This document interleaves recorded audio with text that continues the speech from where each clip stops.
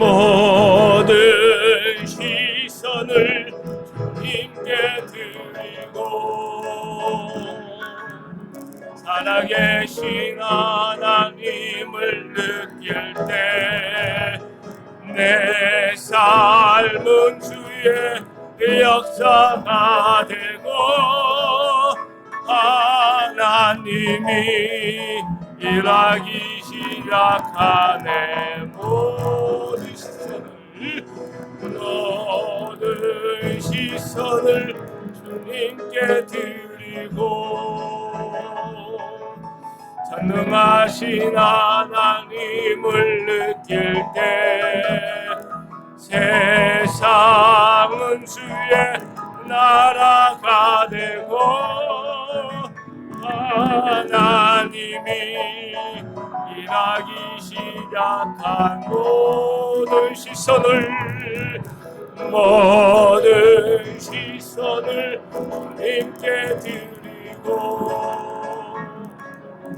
살아계신 하나님을 느낄 때 내 삶은 주의 역사가 되고 하나님이 일하기 시작한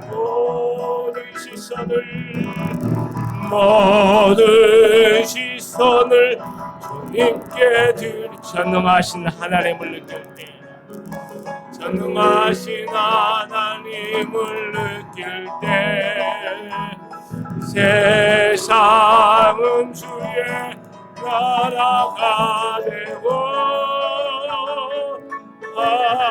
하나님이 일하기 시작하네. 하나님은 영이시니 예배하는 자가 영과 진리로 예배할지니라. 살아 역사하시고 오늘 우리와 함께 하신 삼위일체의 전능하신 아버지 하나님을 찬송합니다. 우리 하나님 오늘 이곳에 함께 하심으로 우리가 마음을 열어 하나님께 예배하오니 주여 우리의 예배 가운데 함께하여 주시며 영광을 받아주시며 하늘의 문을 열으시고 하나님의 영으로 충만케 하실 뿐만 아니라 하나님의 놀라운 복으로 우리에게 부어 주시옵소서. 우리 구주 예수 그리스도의 이름으로 간절히 기원하옵나이다. 아멘. 우리 찬송가 67장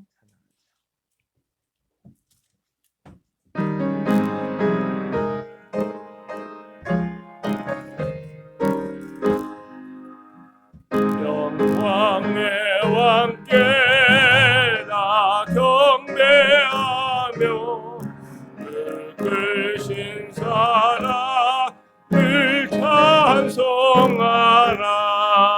옛부터 영원히 삼방 되시니 그 영광의 도를 나 찬송하라. 능력과 은혜 나 찬송하라. 그 옷은 내비 고집은 공차 큰 노래 소리로 수고하시고 덕분 날개로 달려가신다. 아름답고 놀라운 일이 가득한 이 땅 주의 조화 큰 힘찬 명령에 어잡히나니 저 푸른 바다는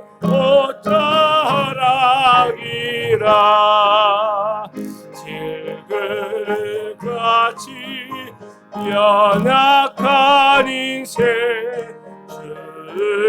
주지하여 널 강건하리. 온 백성 지으신 만왕이시니 그 자 영원히 변함없어라.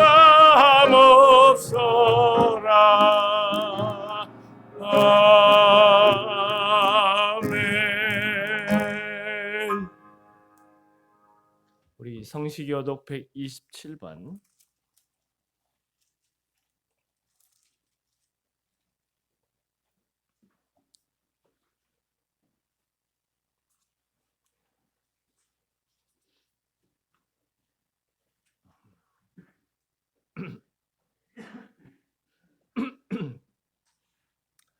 성시교독 127번 사순절 네 번째 함께 교독하죠.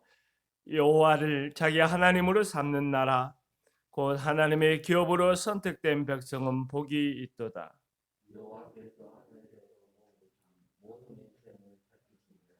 곧 그가 거하시는 곳에 세상의 모든 거민을 굽어 살피시는도다.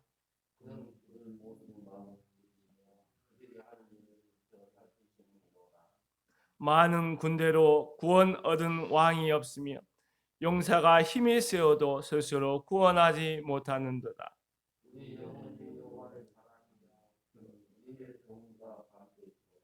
우리 마음이 그를 즐거워하며 우리가 그의 성호를 의지하였기 때문이로다.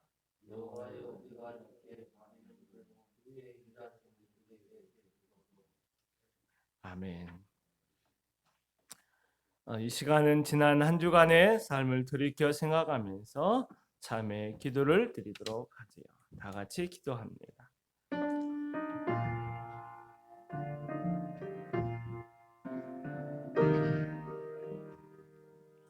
나의 아버지, 나의 주님, 오늘로 하나님 앞에 겸허히 고개를 숙이고 마음에 무릎을 꿇고 하나님 앞에 지난 허물과 죄를 고백하는 참회 기도를 드립니다. 하나님 아버지, 저희를 용서하여 주옵소서. 하나님 아버지, 저희의 허물과 죄를 사하여 주옵소서. 우리의 육신의 연약함을 인하여 하나님의 뜻대로 살지 못한 여러 가지 모습을 이 시간 토로하오니 자비가 많으신 하나님 아버지, 나의 주님, 우리의 연약함을 긍휼히 여겨주시고 우리의 허물과 죄를 흰눈같이 씻어 주시옵소서. 우리가 주의 보혈에 죄 용서함의 은혜를 덧입고 다시금 하나님 앞에 담대히 나아갈 수 있도록 우리에게 긍휼과 자비를 베풀어 주옵소서. 그러므로 이제 그리스도 예수 안에 있는 자에게는 결코 정죄함이 없나니 이는 그리스도 예수 안에 있는 생명의 성령의 법이 죄와 사망의 법에서 너를 해방하였습니다. 아멘. 우리 신앙고백 다 같이 하도록 하지요. 나는 전능하신 아버지 하나님 천지의 창조주를 믿습니다. 나는 그의 유일하신 아들 우리 주 예수 그리스도를 믿습니다. 그는 성령으로 잉태되어 동정녀 마리아에게서 나시고 본디오 빌라도에게 고난을 받아 십자가에 못 박혀 죽으시고 장사된 지 사흘 만에 죽은 자 가운데서 다시 살아나셨으며 하늘에 오르시어 전능하신 아버지 하나님 우편에 앉아 계시다가 거기로부터 살아있는 자와 죽은 자를 심판하러 오십니다. 나는 성령을 믿으며 거룩한 공교회와 성도의 교제와 죄를 용서받는 것과 몸의 부활과 영생을 믿습니다. 아멘. 우리 찬송가 149장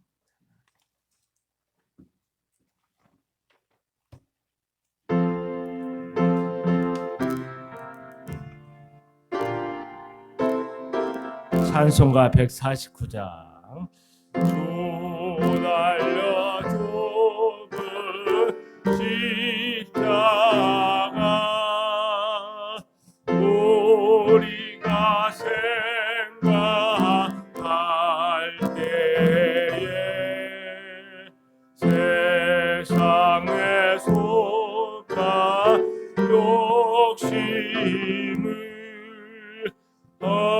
헛된 줄 알고 버리네. 또 낳으신 부도 밖에는 사랑을 말게 하소서.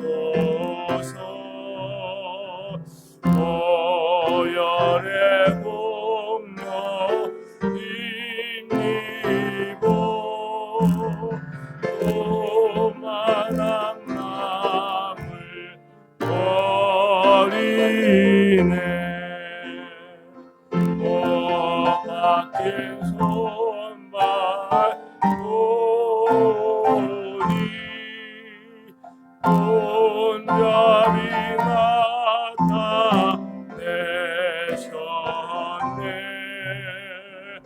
가시로 만든 연료가 우리를 위해 쓰셨네. 온 세상 만물 가져도 손에 못 닿겠네.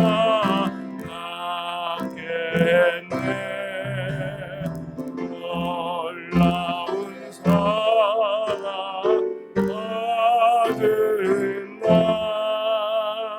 몸으로 재물 삼겠네.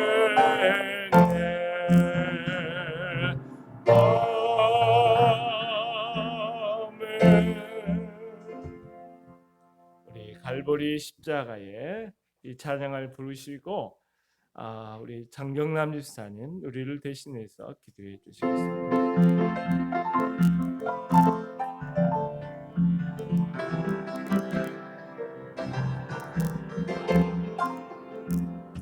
갈보리 십자가에 주님을 바라볼 때 하나님 크신 사랑 너무나 고마워라. 예수님의 십자가 이제는 나눠지고 이 생명과 바쳐서 주님을 따르리라. 우리에게 믿음과 소망을 주시며 사랑으로 세상을 이기게 하셨네. 예수님의 십자가 이제는 나눠지고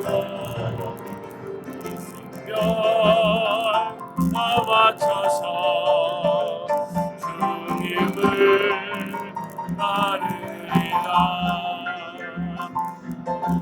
우리에게 믿음과 응답해 주시며 은혜로서 충만케 채우시네. 예수님의 십자가 이제도 나눠지고 더 바쳐서 주님을 따르리라. 우리에게 믿음과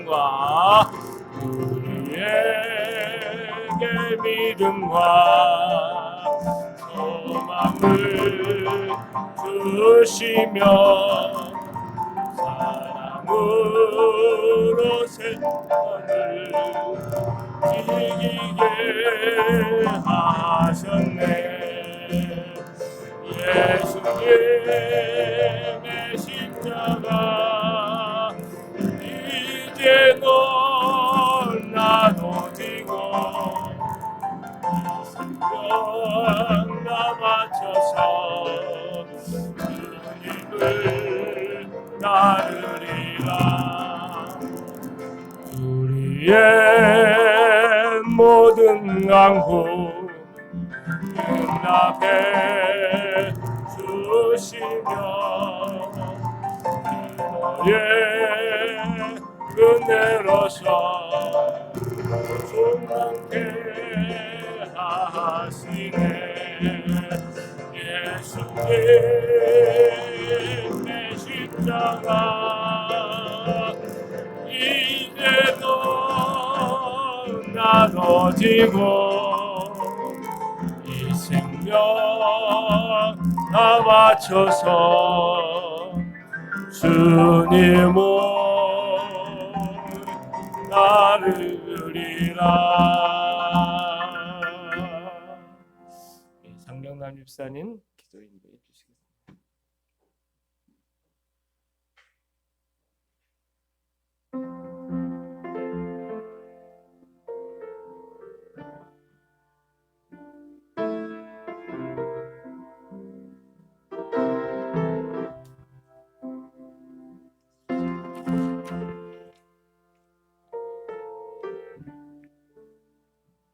살아계신 하나님 아버지, 3월 둘째 주일에 하나님을 예배하도록 저희들을 부르시니 감사를 드립니다. 저희 모든 마음과 생각을 하나님께 집중하여 주님이 기뻐하시는 영광의 예배드리기 원합니다.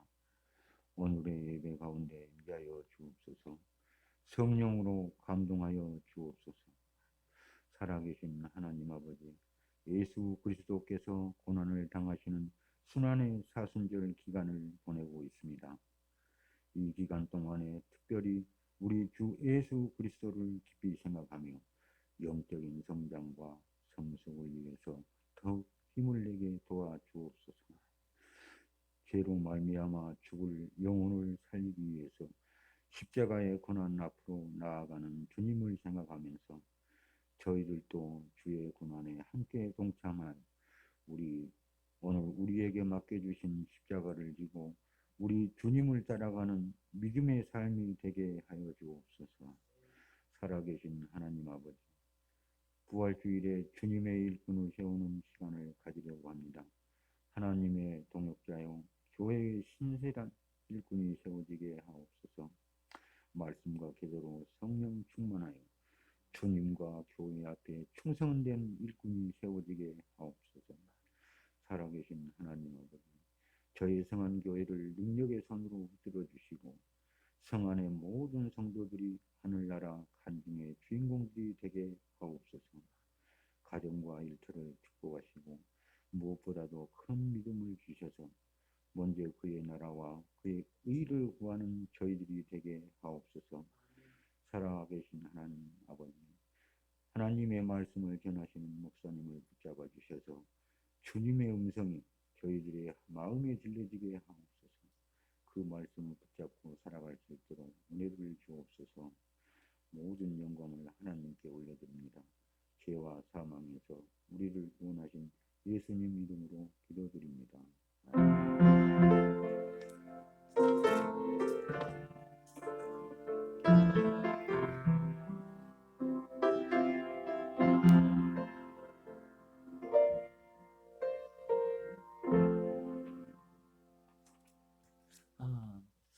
교회 소식을 알려드립니다.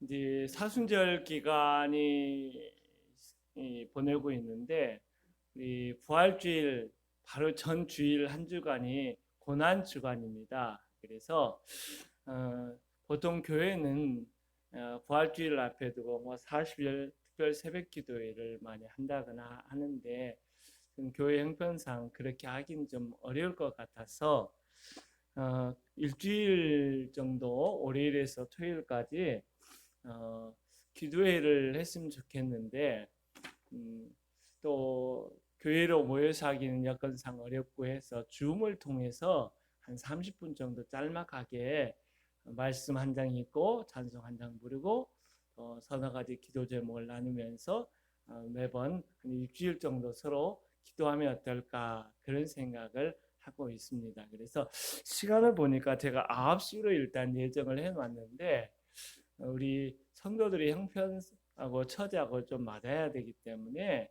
한 다음 주나 그 다음 주에 최종적으로 시간을 확정을 하고 다음 주에는 교회에서 예배 끝나고 줌을 통해서 서로 설치를 하고 한번 줌을 통해서 서로 한번 해보는 그런 실습을 한 2주 동안 한번 가져보려고 합니다. 그래서 혼자 스스로 다 할 수 있어야 되니까 그래서 2주 동안 하고 그 다음 월요일부터 토요일까지 한 매주일 매일 30분 정도 기도와 말씀으로 서로 얼굴을 보면서 했으면 좋겠다 싶습니다.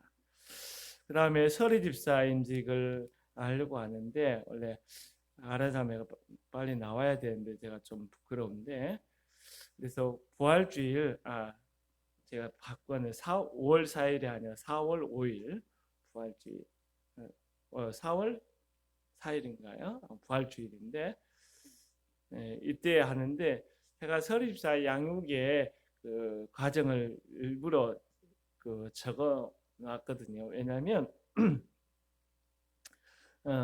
기본적으로 사람들이 임직을 받으려면 기본적으로 훈련의 과정을 있어야 된다라고 하는 교회 전체에 인식을 좀 심어주고 일꾼을 세우는 과정을 이렇게 해야 될 것 같다 싶어서 이렇게 해놨습니다. 그 다음에 구독 1000명 만들기 운동을 진행하고 있는데 어제 그제 확인해 보니까 100명을 돌파를 했습니다. 그래서 다음 은혜 가운데 진행되고 있는 것 같아 기쁜 마음입니다. 3월달 캐치프레이즈 한번 따라서 해볼까요? 교회가 이 땅의 희망입니다. 한 번 더. 교회가 이 땅의 희망입니다. 우리 봉헌 찬양 내게 있는 향유옥화 부르면서 우리 봉헌님을 위해서 축복하며 기도하죠.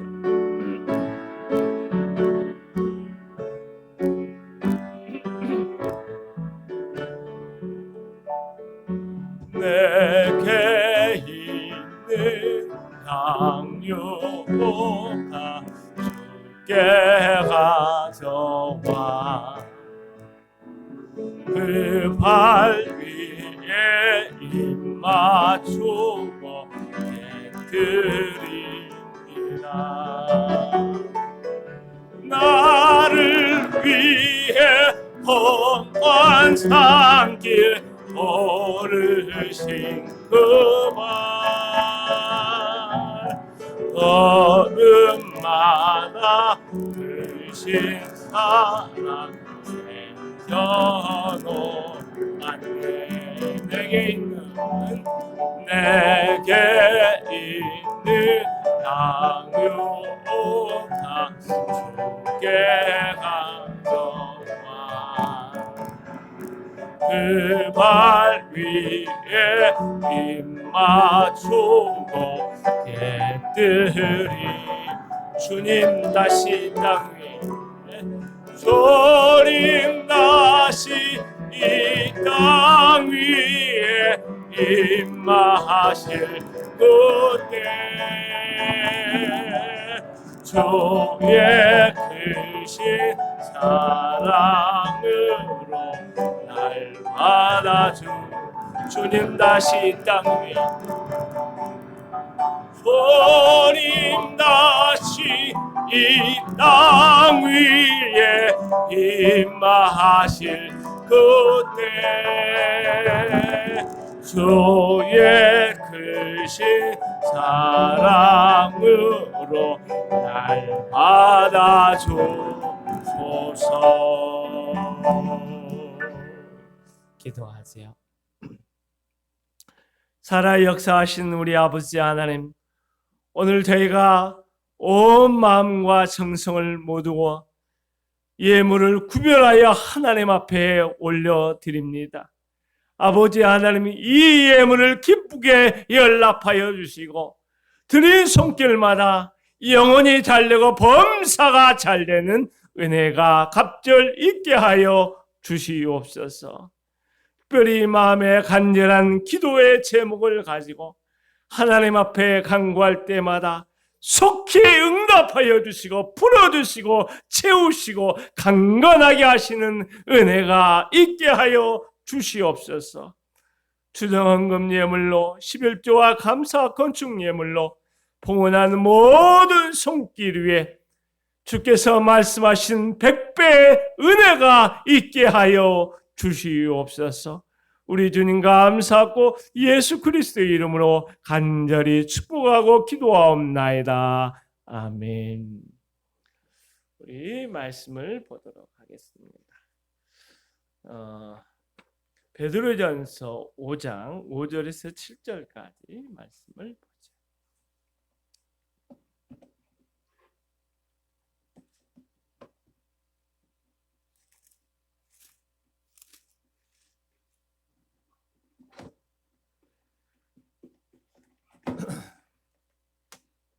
베드로전서 5장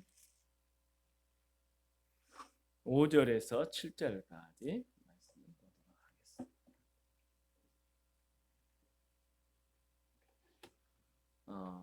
같이 합독하도록 하지요. 시작. 젊은 자들아, 이와 같이 장로들에게 순종하고 다 서로 겸손으로 허리를 동이라. 하나님은 교만한 자를 대적하시되 겸손한 자들에게 은혜를 주시느니라. 그러므로 하나님의 능하신 손 아래에서 겸손하라. 때가 되면 너희를 높이시리라. 너희 염려를 다 주께 맡기라. 이는 그가 너희를 돌보심이라. 한 번 더 할까요? 시작. 젊은 자들아, 이와 같이 장로들에게 순종하고 다 서로 겸손으로 허리를 동이라. 하나님은 교만한 자를 대적하시되 겸손한 자들에게는 은혜를 주시느니라. 그러므로 하나님의 능하신 손 아래에서 겸손하라. 때가 되면 너희를 높이시리라. 너희 염려를 다 주께 맡기라. 이는 그가 너희를 돌보심이라. 아멘. 한 주간 평안하셨는지 궁금합니다. 주의 이름으로 축복합니다. 하나님께서 우리 모두에게 위로와 평강 주시기를 축원합니다. 우리는 지난주에 불시험을 겪고 있는 교회에 있는 리더들에게라는 제목으로 말씀을 나누었습니다.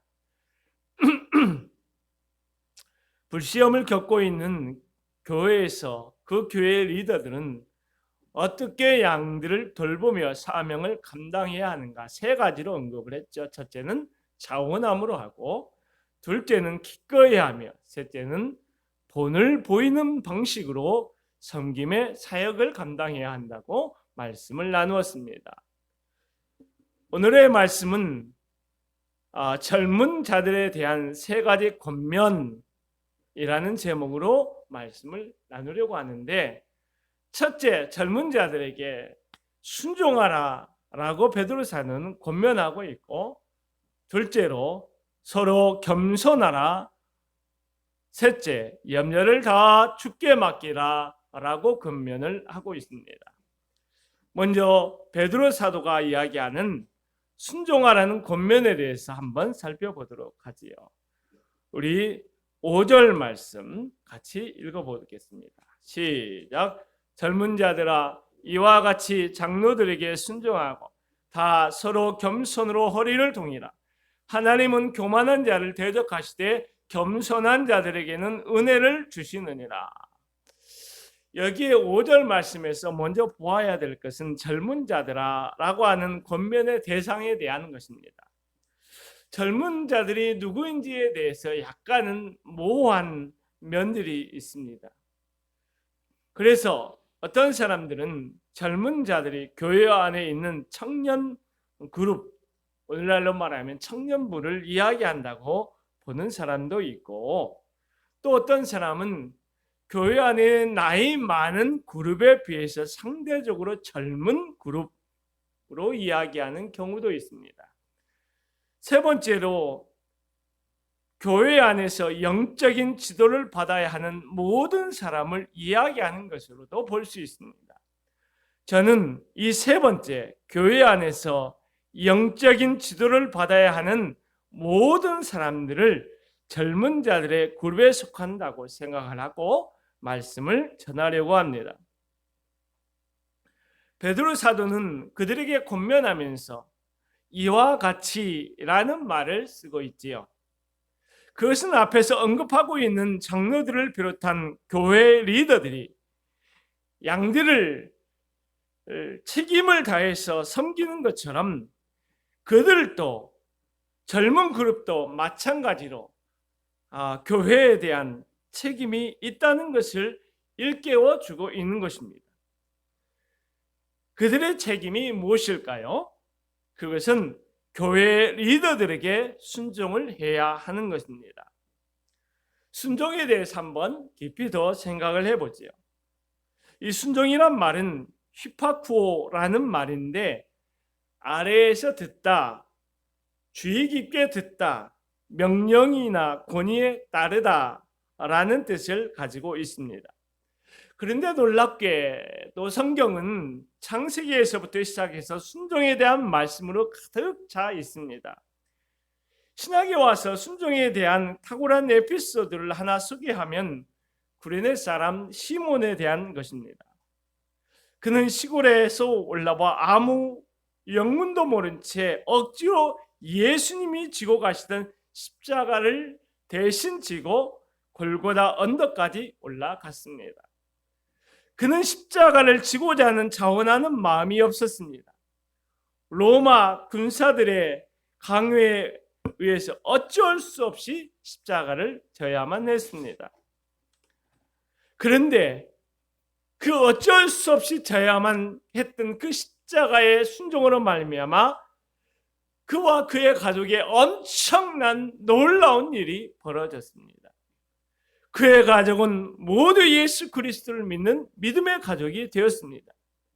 그의 아들 루포는 사도 바울의 동역자가 되었고 구레네 사람 시몬의 아내는 믿음과 인격이 얼마나 탁월한지 로마서 16장 13절에 보면 사도 바울이 내 어머니라고까지 불렀습니다. 구레네 사람 시몬이 억지로 십자가를 졌음에도 불구하고 이와 같은 놀라운 은혜를 받은 것입니다. 다시 본문의 말씀으로 돌아와서 베드로 사도는 베드로전서가 5장으로 구성되어 있는데 이 짤막한 5장의 베드로전서의 말씀을 통해서 5번에 걸쳐 순종에 대한 이야기를 했습니다. 국가라는 질서 속에서 순종하라. 주인과 종이라는 사회적인 관계 속에서 순종하라. 남편과 아내라는 라고 하는 가정생활의 질서 속에 순종하라. 그리고 오늘 교회 안에서 베드로 사도는 장로들에게 순종하라 라고 말씀을 하고 있는 것입니다. 그것은 교회 안에서 세워놓으신 권위, 질서에 순종하라 하는 말씀입니다. 사랑하는 성도 여러분, 권위에 순종한다는 것은 권위에 대해서 비굴한 태도를 가지라는 것이 아닙니다. 권위에 대해서 순종하는 것은 교회 내 모든 권위의 출발이 되신 하나님께 순종한다는 것입니다. 하지만 여기에서 잊지 말아야 할 것이 있습니다. 인간의 권위에 순종하는 것이 하나님의 권위에 불순종하는 것이 된다면 순종해서는 안 된다고 하는 것입니다. 그러므로 인간의 권위에 순종하는 것은 무제한적인 순종이 아니라 제한적인 순종, 다시 말해서 하나님의 뜻을 거역하지 않는 범위에서 순종하는 것입니다. 그렇다면 지금까지 우리는 신앙생활을 해오면서 영적인 권위에 대해서 어떻게 반응하면서 신앙생활을 해오셨는지 한번 살펴보면 좋을 것 같습니다. 우리가 교회 리더로 있는 분들이 우리 보기에 그렇게 온전하다고 생각이 되던가요? 여러분의 마음과 여러분의 뜻에 온전하게 다 맞는 분들입니까? 그렇지 않습니다. 우리 보기에 부족할 때가 많이 있습니다. 온전하지 못한 모습을 보일 때도 있습니다. 그래서 어떤 사람은 목사님의 말씀에 왜 순종하지 않느냐고 물었을 때 기도해 보니까 하나님께서 목사님이 틀렸다고 말씀하셨기 때문에 순종하지 않는다고 말하는 경우도 있는 것을 알 수 있습니다. 일면 이 사람이 이야기하는 바가 맞을 수 있고 타당할 수 있다고 생각합니다.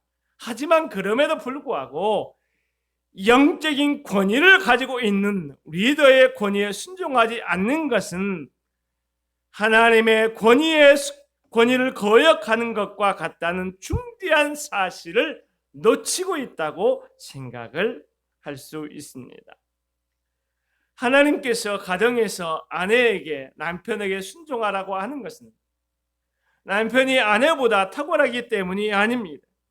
그것은 하나님께서 세우신 가정의 질서이기 때문에 그렇습니다. 교회에서 리더에게 순종하라고 하는 것은 단순히 리더들이 탁월하기 때문이 아니라 하나님이 교회 안에 세우신 질서이기 때문이 그렇습니다. 하나님은 교회 안에서, 가정 안에서 무질서하게 난잡하게 되는 것을 결코 원하지 않습니다. 그러므로 하나님께 불순종이 되지 않는 한 순종하십시오. 문제가 있을 때 많이 대화하십시오. 그러나 최종적인 결정이 리더에 의해서 내려지면 그 결정이 여러분 생각에 미흡하다 할지라도 더 효율적이지 않고 더 좋은 길이 있다 할지라도 그것이 신앙적이지 않거나 부도덕한 것이 아니라면 리더의 최종적인 결정에 순종하는 것, 그것이 교회가 잘 되는 것이고 가정도 잘 되는 것입니다. 그래서 히브리서 13장 17절 말씀이 우리에게 큰 도움을 주고 있는데 한번 같이 읽어보도록 하겠습니다. 너희를 인도하는 자들에게 순종하고 복종하라. 그들은 너희 영혼을 위하여 경성하기를 자신들의 청산할 자인 것 같이 하느니라. 그들로 하여금 즐거움으로 이것을 하게 하고 근심으로 하게 하지 말라. 그렇지 않으면 너희에게 유익이 없느니라. 히브리서의 말씀을 통해서 하나님은 너희를 인도하는 자들에게 순종하고 복종하라 라고 말씀을 하고 있는데 왜 이렇게까지 말씀하고 있을까요? 이유는 단순하지요. 그렇지 않으면 우리에게 유익이 없기 때문에 그렇습니다. 순종하는 것이 우리에게 큰 유익을 가져다 주는 길이기 때문에 하나님께서 그렇게 말씀하고 있는 것입니다. 베드로 사도는 두 번째로 젊은 자들아 너희는 다 서로 겸손하라 라고 말씀하면서 겸손으로 허리를 동이라고 이야기하고 있습니다. 어느 한 사람만 겸손으로 허리를 동이라고 말씀하지 않았습니다. 교회 공동체의 모든 사람은 다 겸손으로 허리를 동여야 하는 것입니다.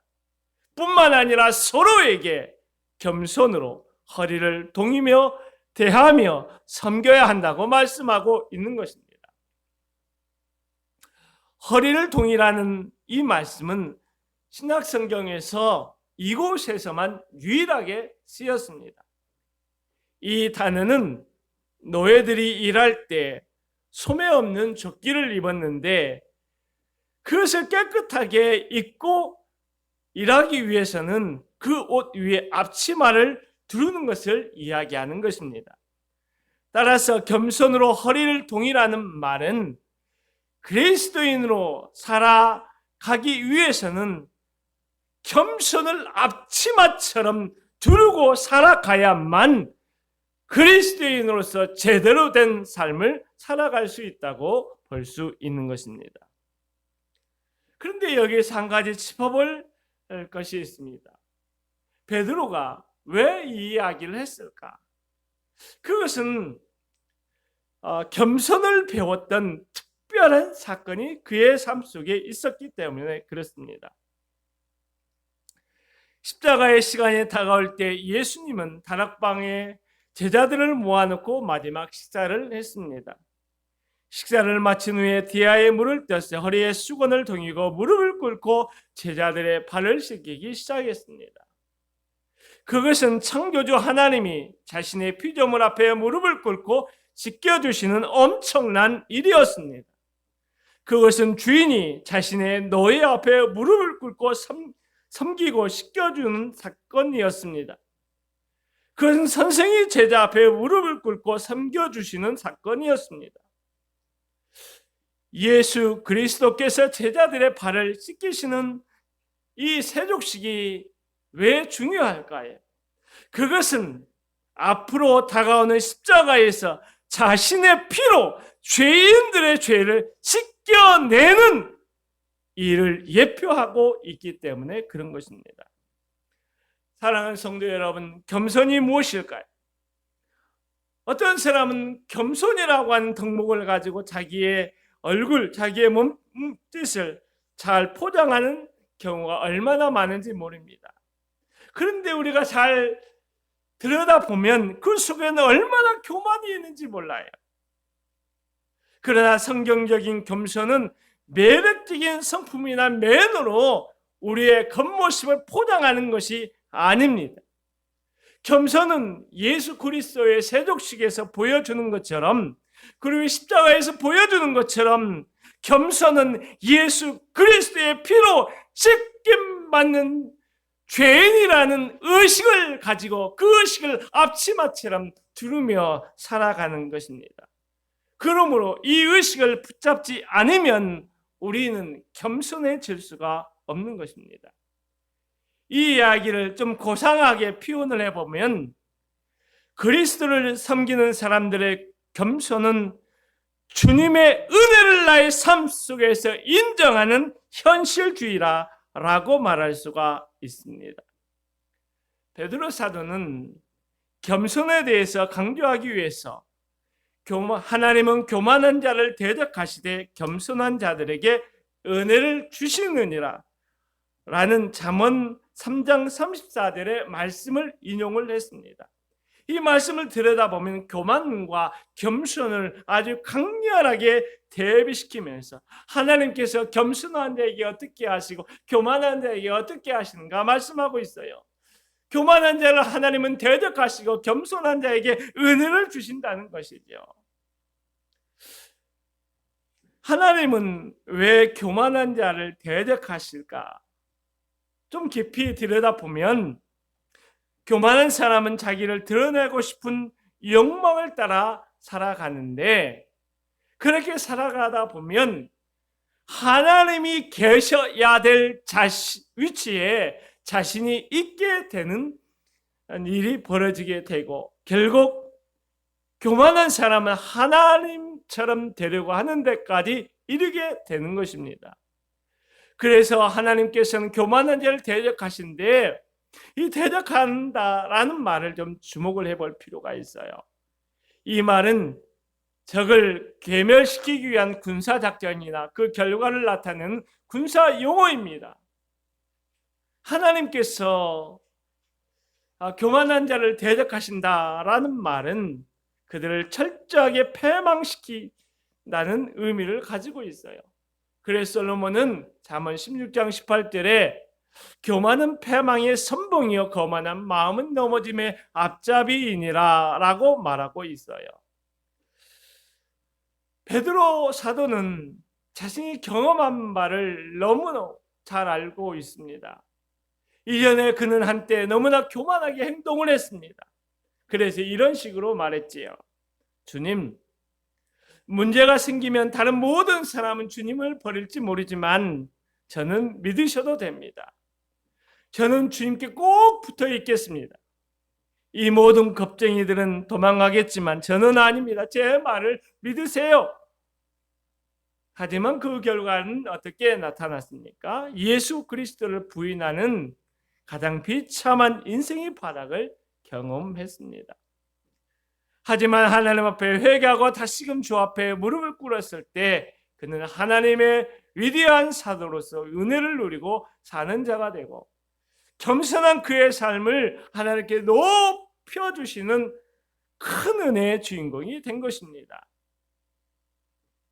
그리고 이제 다 서로 겸손으로 허리를 동이라 하나님은 교만한 자를 대적하시고 겸손한 자들에게 은혜를 주시느니라 라고 말씀을 전하고 있습니다.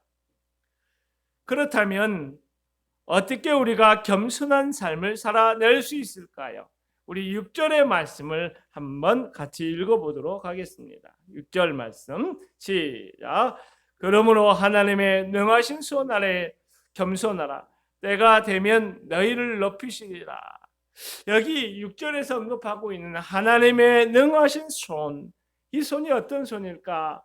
좀 보면 출애굽기 13장 3절에서 여호와께서 그의 손의 권능으로 너희를 그곳에서 인도하여 내셨습니다. 여기에서 여호와 하나님의 권능의 손, 능하신 그 손은 애굽 땅에서 노예된 상태로 있었던 이스라엘 백성들을 구원하시는 구원의 손이었습니다.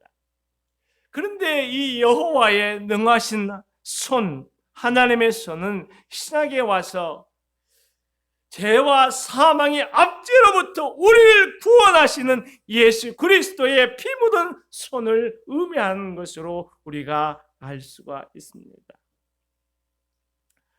베드로 사도는 하나님의 능하신 손 아래에서 겸손하라 말씀하고 있어요. 그 말은 하나님의 능하신 손이 바로 너희 앞에 있다고 이야기하고 있는 것입니다. 애굽의 모든 압제에서 이스라엘 구원하신 전능하신 하나님의 손이 우리 앞에 있고 죄와 사망으로부터 우리를 구원하신 예수 그리스도의 피 묻은 손이 우리 앞에 있다는 것입니다. 그렇다면 어떻게 우리가 그 앞에서 교만할 수 있을까요? 어떻게 우리가 그 앞에서 우리 자신을 고집하며 우리 자신을 내세우고 우리 자신을 높일 수 있을까요?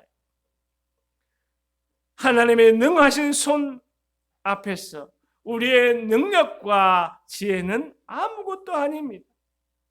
그러므로 얼마든지 우리 자신을 그 손 앞에서 낮출 수 있고 낮추는 것은 결코 부끄러운 것이 아닙니다. 우리가 눈을 떼야 합니다. 우리가 하나님의 능하신 손을 느껴야 합니다. 그리고 하나님의 능하신 손이 나와 함께 있음을 고백해야 할 것입니다. 그러면 우리는 겸손히 살아갈 수 있습니다. 다른 사람에게 함부로 말하지 않고 다른 사람을 무시하지 않습니다. 자신과 다른 사람을 비교해서 차별하지 않고 자신을 올바르게 평가할 수 있습니다. 자신의 강점을 알고 하나님께 감사할 수 있고 자신의 약점을 알고 하나님을 의지할 수 있게 되는 것입니다. 세 번째, 베드로 사도는 젊은 자들에게 너희 염려를 다 주께 맡기라 라고 말씀하고 있습니다. 왜 이렇게 권면을 하고 있을까요? 베드로 당시 상황을 생각하면서 이 말씀을 들어야 합니다. 당시 상황은 지금보다 갑절 더 어렵고 힘든 상황이었음에 틀림이 없습니다. 불시험이 교회의 폭풍처럼 몰아닥치고 있던 때였습니다. 베드로 사도는 핍박으로 인해서 자신의 죽음을 예감하고 있는 그런 상황이었습니다. 그런 상황 속에 있는 그리스도인, 그들은 생존 그 자체가 위협당하는 시기였어요. 그러니 얼마나 염려와 걱정할 일이 많겠습니까? 어찌 보면 그 문제를 뚫고 나가기 위해서 그 문제들 염려하는 것과 좀 실험하면서 투쟁하면서 맞서 싸우면서 나가야 할지도 모릅니다. 그런데 베드로 사도는 그러지 말라고 말하고 있어요. 그리고 놀랍게 다른 이야기를 하고 있는데 우리 7절의 말씀을 같이 한번 읽어보지요. 시작. 너희 염려를 다 주께 맡기라. 이는 그가 너희를 돌보심이라. 자신과 교회와 성도를 둘러싼 절박한 상황에 몰려 있음에도 불구하고 베드로 사도는 그 염려를 다 주님께 맡기라라고 말씀을 전하고 있습니다. 이 말씀에서 두 가지를 살펴보아야 되는데, 먼저 염려하다라는 말입니다. 염려하다라는 말은 마음이 나뉘어지는 것, 상이한 다른 방향으로 마음이 분산되는 것을 말하는 것입니다.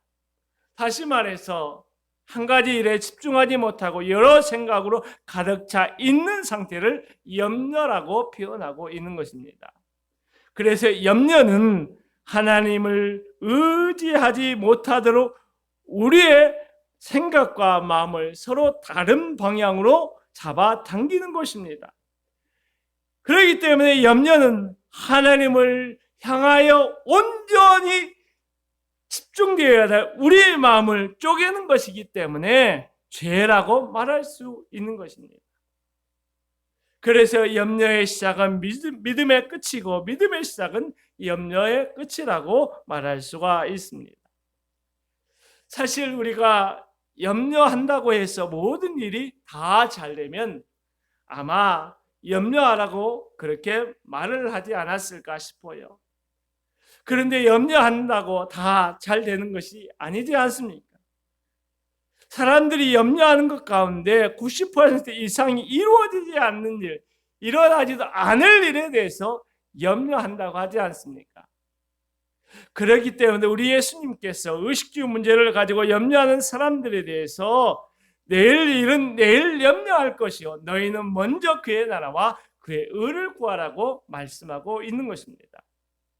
둘째, 맡기라는 말을 좀 보아야 되는데, 이 말은 위를 향하여라는 말과 던지다라는 말이 합해져서 된 말인데, 다시 말해서 맡기라는 것은 위를 향해서 던지라는 말입니다. 위에 누가 계시죠? 하나님이 계시죠. 이 말은 의지적인 결단을 가지고 이 문제에 대해서 저 문제에 대해서 하나님께 던지는 것, 맡기는 것 전적으로, 그래서 주님을 의지하기로 결단하는 것이 맡기는 것이다 이야기하고 있는 것입니다. 사실 어떻게 우리가 의지를 가지고 우리의 문제를 주님께 맡길 수 있을까요? 그것은 단순한 해답을 우리가 발견할 수 있는데, 주님께 기도하는 것입니다. 주님께 우리의 문제를 가지고 씨름하면서 기도하는 것입니다. 그런데 참 희한한 일이 우리에게 벌어져요. 주님께 기도하게 되면 문제는 아직 해결되지 않았는데, 앞길이 보이지 않는데 불구하고 우리의 마음과 생각을 평안으로 주장하시는 하나님의 은혜를 깊이 체험하게 되는 일이 있다는 것입니다. 이것을 가리켜서 오늘 베드로사는 주님의 돌보심이다 이야기를 하고 있어요.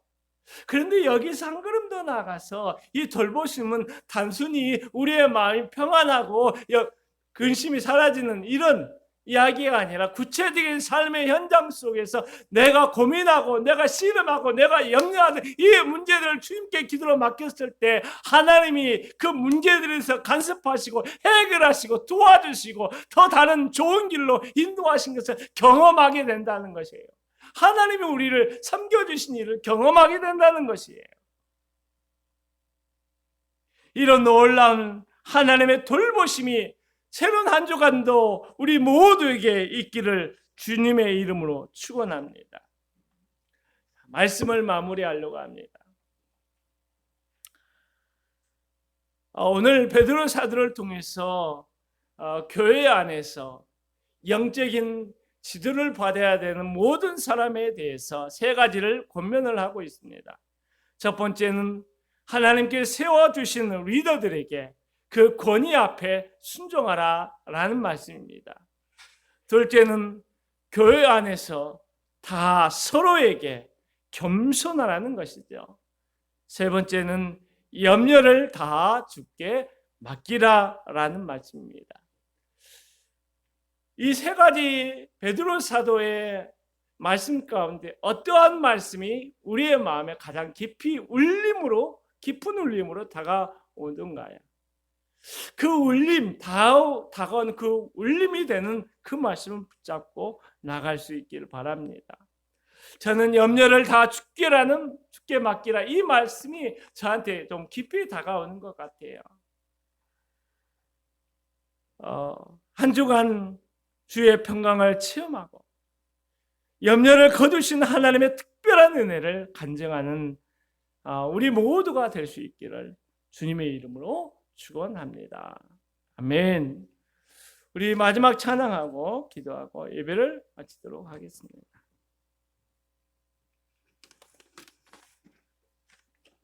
그 크신 일을 이루신 하나님께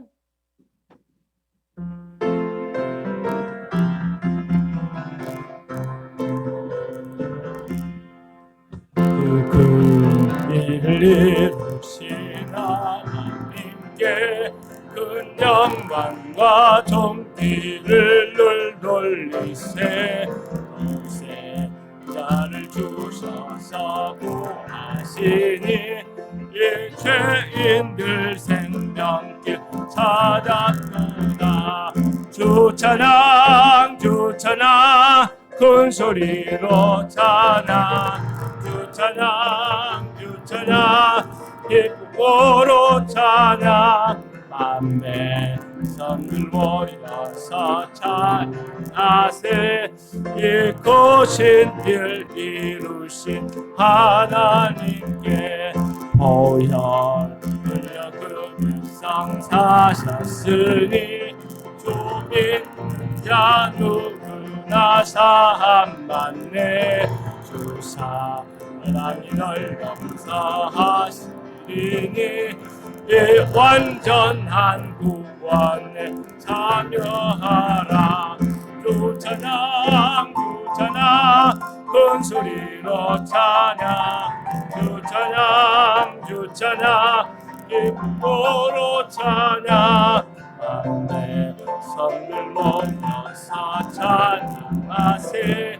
이 크신 일 이루신 하나님께 놀라워라. 주께서 이루신 일 큰 영광과 존귀를 늘 올리세. 주 예수님 우리를 살리시니 이 즐거운 아침양 오다리라. 주 찬양 큰 소리로 찬양 주 찬양 기쁨으로 찬양 만대 성들 모여서 찬양하세. 이 크신 일 이루신 하나. 주 찬양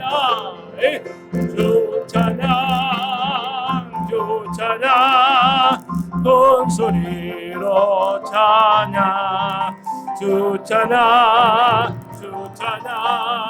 기쁨으로 찬양 만대 성들 모여서 찬양하세. 이 크신 일 이루신 하나님께.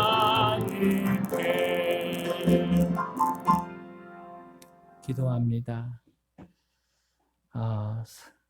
사랑하는 성도 여러분, 하나님께서 우리에게 순종을 말씀하셨습니다. 사실 순종은 쉽지 않습니다. 하지만 주님께서 우리에게 순종하라 말씀하셨으니 그 말씀 의지해서 교회 안에서 가정 안에서 순종의 삶을 살아낼 수 있기를 바랍니다.